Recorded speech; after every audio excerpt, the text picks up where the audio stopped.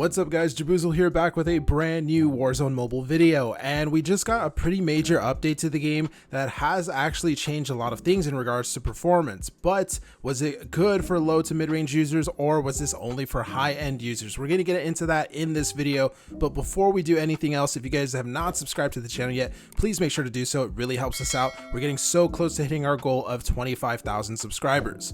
So we're going to be going over to Twitter, where as we can see, basically everyone is talking about Warzone Mobile. Some of the biggest content creators, we have, big pages like Charlie Intel talking about the launch, which is 2 weeks away and stuff. We have people sharing new gameplay of this new update, and basically this new update, really what it was it targeted performance. It added some new graphics options that weren't previously available, and then on top of that, it also added some new FPS options which weren't available too. As we can see here on this Warzone Mobile Leaks page, they added some new FPS options: 30, 45, 60, and then an uncapped mode. The uncapped one is the big one here. This is the one that I mentioned in my recent community post, where people were talking about running this on very high-end devices, from basically being able to get 90 FPS, 120 FPS, and things like that. So they added some uncapped FPS options, so for those that are on very high-end devices, they will be able to get even past 60 FPS, which was the previous limit. On top of that, they also added some new graphics options, which I do believe include a unique one called Peak, which is basically higher than the maximum settings. And I think this is only available on iPads so far. I have not seen anyone report that it was available on their Android devices just yet. A lot of people are basically posting videos like this, saying it's looking more and more like PC with every update and stuff. Of course, this is on the top 1% of devices. As we can see here, this is another video similar to that, showcasing some of the graphics on high with an uncapped FPS running on an iPad Pro. And of course, the game does look great, but it only really looks like this if you have a device that is capable of running the game like this, which of course not all of us do. I was able to find this tweet here where we can actually see this user saying that they actually play the game on a Xiaomi Pad 6 with a Snapdragon 870 and 6GB of RAM. And right off the bat, you guys can see that this is completely unplayable. They're trying to play the game on medium settings. It is just chugging like crazy. It's not even playing at 20 FPS, which is what he said it's giving him. It's freezing up like crazy. He mentioned that it's crashing all the time and things like that. This is unfortunately still a common occurrence for some Android users. I have seen other people report issues on even some of the Android gaming phones, like the ROG phones or the Red Magics and stuff like that. So it isn't as smooth and isn't as good for everyone.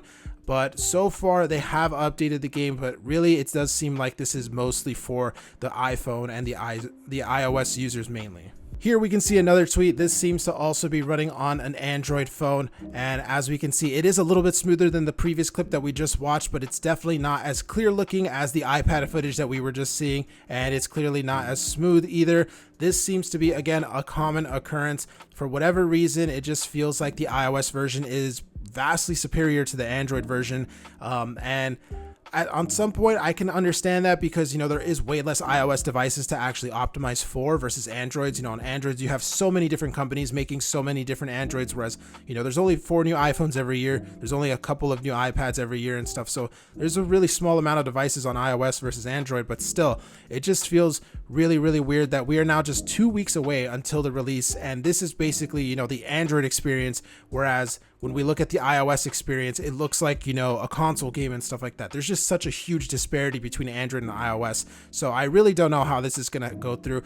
We did get some more info from one of the developers who is pretty active on Twitter, where he basically said, "Think you guys have noticed the rapid patching we're doing the last couple of days for the game. For transparency, we're focusing, firing down on a bunch of bugs, optimizations, and some cool stuff for our worldwide launch. We're patching as much as we can, and we're hoping to hone into the sweet spot for launch.